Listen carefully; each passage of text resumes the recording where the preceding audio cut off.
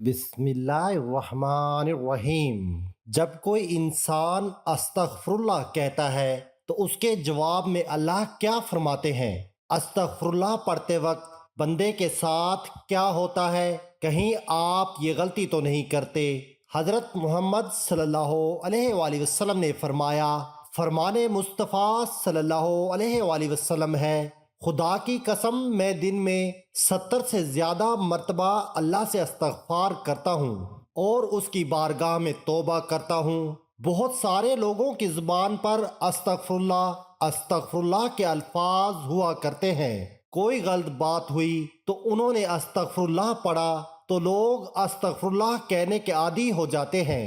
استغفر اللہ کا مطلب ہے کہ اے اللہ تو ہمیں بخش دے۔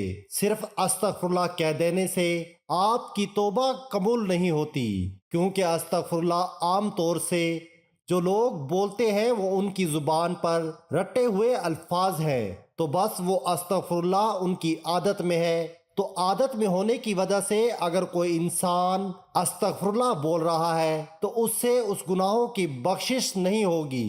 آپ صلی اللہ علیہ وآلہ وسلم نے فرمایا، گناہوں پہ شرمندہ ہونا توبہ ہے، اور جب کوئی انسان اللہ کی بارگاہ میں توبہ کرتا ہے تو اللہ تعالیٰ 7ویں آسمان سے پہلے آسمان پر آ کر ایک خاص نگاہ ڈالتا ہے، ایک توجہ فرماتا ہے اور بندے سے کہتا ہے، میرے بندے آؤ، میں کب سے تیرے انتظار میں تھا، لوٹ آؤ اپنے رب کی مغفرت کی طرف۔ ایک جگہ اللہ فرماتا ہے، اے لوگو ایسی جنت کی طرف دوڑو جس کی چوڑائی اور لمبائی آسمان و زمین کے برابر ہے، اور اپنے رب کی مغفرت کی طرف دوڑو۔ تو اس لیے جب کوئی بندہ اللہ تعالیٰ کے سامنے توبہ کرتا ہے یا استغفر اللہ پڑھتا ہے تو اللہ تعالیٰ 70 مرتبہ جواب میں اس کو لبیک کہتا ہے۔ ایک شخص تھا 70 سال تک وہ یا صنم یا صنم یا صنم کہتا رہا، اپنے معبودوں کو پکارتا رہا، تو ایک مرتبہ اس کی زبان پھسلی اور اس کی زبان سے یا صنم کی جگہ یا صمد نکل گیا۔ یا صمد اللہ کا نام ہے جس کا معنی بے نیاز۔ تو اللہ تعالیٰ نے 70 مرتبہ اس کے جواب میں لبیک کہا۔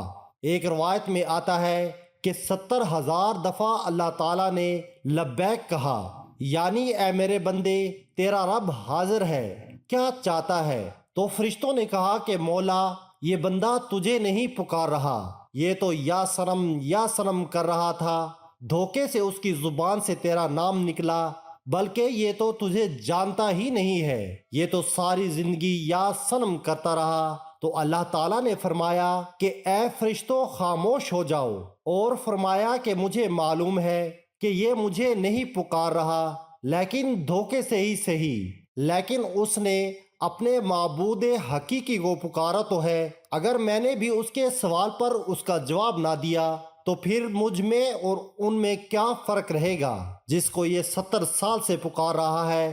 کوئی بندہ دھوکے سے بھی رب کو پکارتا ہے تو اللہ تعالیٰ اس کے لیے ثواب بھی لکھتا ہے اور اس کی طرف متوجہ بھی ہو جاتا ہے۔ تو اگر ایسے ہی کسی انسان کی زبان پر استغفر اللہ جیسے الفاظ رہتے ہیں تو یہ بے فائدہ نہیں ہے، بلکہ بہت اچھی چیز ہے۔ اور اگر انسان نے اس نیت سے استغفر اللہ پڑھا کہ اس نے جو گناہ کیے ہیں ان کی معافی مل جائے تو اس کے تمام گناہوں کو اللہ تعالیٰ معاف فرما دے گا۔ جو استغفار کو لازم کر لے، اللہ پاک اس کی تمام مشکلوں میں آسانی، ہر غم سے آزادی اور اسے وہاں سے روزی دے گا جہاں سے اس کا گمان بھی نہ ہو۔ استغفار سے دلوں کا زنگ دور ہو جاتا ہے۔ جب بندہ اپنے گناہوں سے توبہ کرتا ہے تو اللہ کریم لکھنے والے فرشتوں کو اس کے گناہ بھلا دیتا ہے، اسی طرح اس کے اعضاء یعنی ہاتھ پاؤں کو بھی بھلا دیتا ہے اور زمین سے اس کے نشانات بھی مٹا ڈالتا ہے، یہاں تک کہ قیامت کے دن جب وہ اللہ پاک سے ملے گا تو اللہ پاک کی طرف سے اس کے گناہ پر کوئی گواہ نہ ہوگا۔ حضرت سیدنا حسن بصری رحمۃ اللہ علیہ کے پاس ایک شخص آیا اور اس نے خشک سالی کی شکایت کی۔ آپ رحمۃ اللہ علیہ نے اسے استغفار کرنے کا حکم دیا۔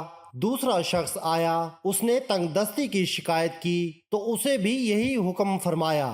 پھر تیسرا شخص آیا، اس نے اولاد نہ ہونے کی شکایت کی تو اسے بھی یہی فرمایا۔ پھر چوتھا شخص آیا، اس نے اپنی زمین کی پیداوار کم ہونے کی شکایت کی تو اس سے بھی یہی فرمایا۔ حضرت ربیع بن صبی رحمۃ اللہ علیہ وہاں حاضر تھے۔ انہوں نے عرض کی، آپ کے پاس چند لوگ آئے اور انہوں نے مختلف حاجتیں پیش کی۔ آپ نے سب کو ایک ہی جواب دیا کہ استغفار کرو۔ تو آپ رحمۃ اللہ علیہ نے ان کے سامنے یہ آیات پڑھیں جن میں استغفار کو بارش، مال، اولاد اور باغات کے عطا ہونے کا سبب فرمایا گیا ہے۔ ترجمہ کنز الایمان۔ تو میں نے کہا، اپنے رب سے معافی مانگو، بے شک وہ بڑا معاف فرمانے والا ہے۔ تم پر موسلادھار بارش بھیجے گا اور مال اور بیٹوں سے تمہاری مدد کرے گا اور تمہارے لیے باغ بنا دے گا اور تمہارے لیے نہریں بنائے گا۔ بندہ کسی گناہ کو اللہ تعالیٰ کی نافرمانی جان کر اس کے کرنے پر شرمندہ ہوتے ہوئے رب سے معافی مانگے اور آئندہ کے لیے اس گناہ سے بچنے کا پکا ارادہ کرے اور اس گناہ کی تلافی کے لیے کوشش کرے۔ مثلا نماز قضا کی تھی تو اب ادا بھی کرے، چوری کی تھی یا رشوت لی تھی تو بعد توبہ وہ مال اصل مالک یا اس کے ورثہ کو واپس کرے یا معاف کروا لے، اور اگر اصل مالک یا ورثہ نہ ملے تو ان کی طرف سے راہ خدا میں اس نیت سے صدقہ کر دے کہ وہ لوگ جب ملیں اور صدقہ کرنے پر راضی نہ ہوئے تو اپنے پاس سے انہیں واپس دوں گا۔ توبہ و استغفار کی تمام تر اہمیت اور فضائل کے باوجود بعض بد نصیب نفس و شیطان کے بہکاوے میں آ کر توبہ استغفار کرنے میں ٹال مٹول سے کام لیتے ہیں۔ توبہ کا موقع ملنا بھی بہت بڑی سعادت کی بات ہے۔ بہت سے لوگوں کو توبہ کا موقع بھی نہیں ملتا اور وہ بغیر توبہ کیے اس دار فانی سے چلے جاتے ہیں۔ موت کا کوئی بھروسہ نہیں، اس لیے ہمیں بھی بکثرت توبہ و استغفار کرنی چاہیے۔ قرآن مجید میں ارشاد باری تعالیٰ ہے کہ اللہ استغفار کرنے والوں پر رحم کی بارش کرتا ہے اور ان کی طاقت میں اضافہ فرماتا ہے۔ اللہ رب العزت قرآن مجید میں ایک جگہ فرماتے ہیں کہ اور میں نوح علیہ السلام نے اپنی قوم سے کہا، اپنے رب سے اپنے گناہ بخشواؤ اور معافی مانگو، وہ یقیناً بڑا بخشنے والا ہے۔ وہ تم پر آسمان کو خوب برستا ہوا چھوڑ دے گا اور تمہیں خوب پے در پے مال اور اولاد میں ترقی دے گا اور تمہیں باغات دے گا اور تمہارے لیے نہریں نکال دے گا۔ استغفار اللہ کی خوشنودی کا سب سے بڑا ذریعہ ہے۔ ایک حدیث مبارکہ ہے کہ اللہ پاک توبہ کرنے والے بندے سے اس شخص سے بھی زیادہ خوش ہوتے ہیں جس نے اپنا گم شدہ اونٹ پا لیا ہو۔ ہم لوگوں کو ہر وقت استغفر اللہ کہنے کی عادت ڈالنی چاہیے۔ اس کے علاوہ ہمیں چاہیے کہ ہم ہر وقت اللہ کا ذکر کریں۔